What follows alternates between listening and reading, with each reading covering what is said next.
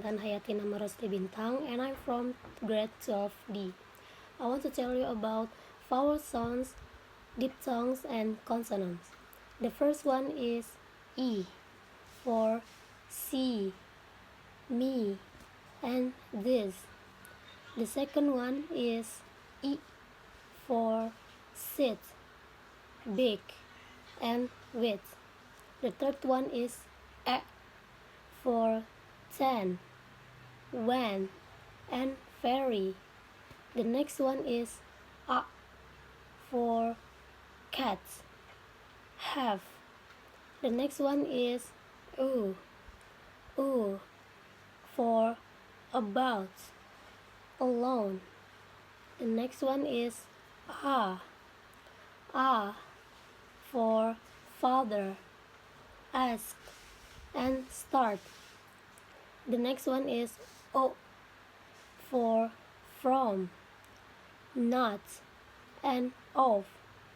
The next one is A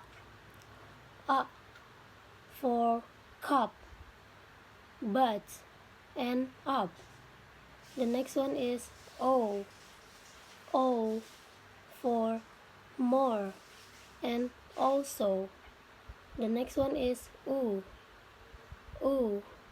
for put, and book. The next one is U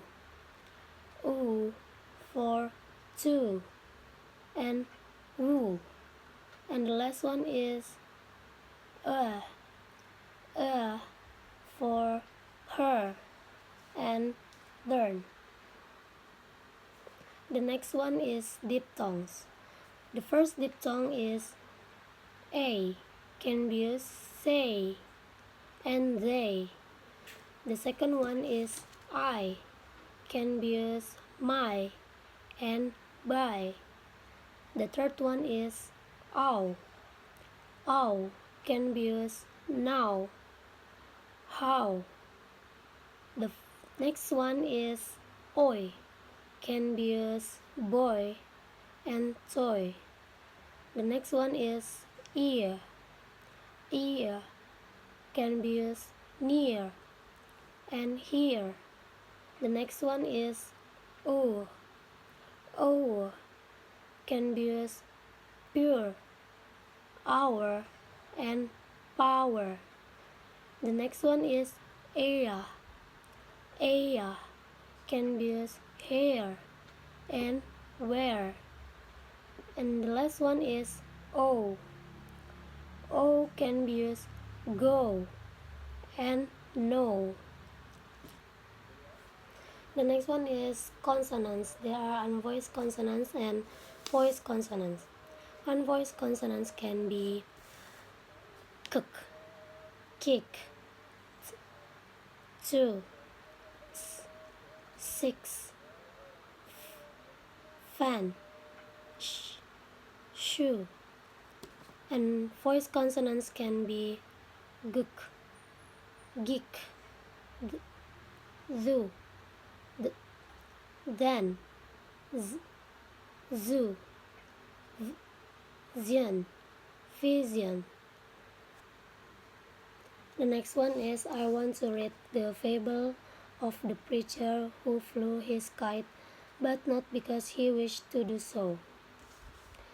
A certain preacher became wise to the fact that he was not making a hit with his congregation. The parishioners did not seem inclined to seek him out after service and tell him he was a pansy. He suspected that they were rapping him on the quiet. The preacher knew there must be something wrong with his talk. He had been trying to expound in a clear and straightforward manner, omitting foreign quotation, setting up for illustration of his point such historical characters as were familiar to his hearers, putting the stubby old English words ahead of the Latin and rather flying low along the intellectual plan of the aggregation that chipped in to pay his salary. But the pew holders were not tickled. They could understand everything he said, and they began to think he was common. So studied the situation and decided that if he wanted to win them and make everybody believe he was a noble and boss minister, he would have to hand out a little guff. Her fake, no, the next one, I want to read the fable of the preacher who flew his kite, but not because he wished to do so. A certain preacher became wise to the fact that he was not making a hit with his congregation. The parishioners did not seem inclined to seek him out after service and tell him he was a pansy. He suspected that they were rapping him on the quiet. The preacher knew there must be something wrong with his talk.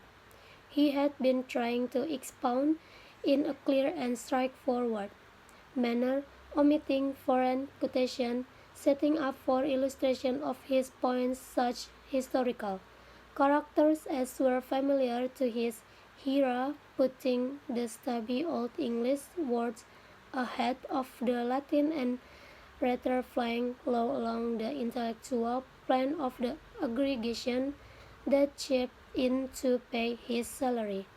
But the pew holders were not tickled.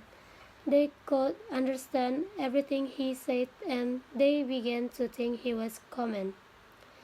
So he studied the situation and decided that if he wanted to win them and make everybody believe he was a noble and boss minister, he would have to hand out a little guff.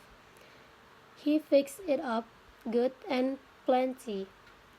On the following Sunday morning, he got up in the lockout and read a text that didn't mean anything, read from either direction, and then he sized up his flock with a dreamy eye and said, "We cannot more adequately voice the poetry and mysticism of our text than in those familiar lines of the great Icelandic poet Icon Nefrok." When the preacher concluded this extract from the well-known Icelandic poet, he paused and looked downward, breathing heavily through his nose, like Camille in the third act. A stout woman in the front row put on her eyeglass and leaned forward so as not to miss anything. A venerable harness dealer over at the right nodded his head solemnly. He seemed to recognize the questioned members of the congregation, glanced at one another as if to say, "This is certainly hot stuff." The preacher wiped his brow and said he had no doubt that everyone within the sound of his voice remembered what Quarles had said following the same line of thought. It was Quarles who disputed the contention of the great Persian theologian Ramzazuk that the soul. That's all from me. Thank you for watching. Wassalamualaikum warahmatullahi wabarakatuh.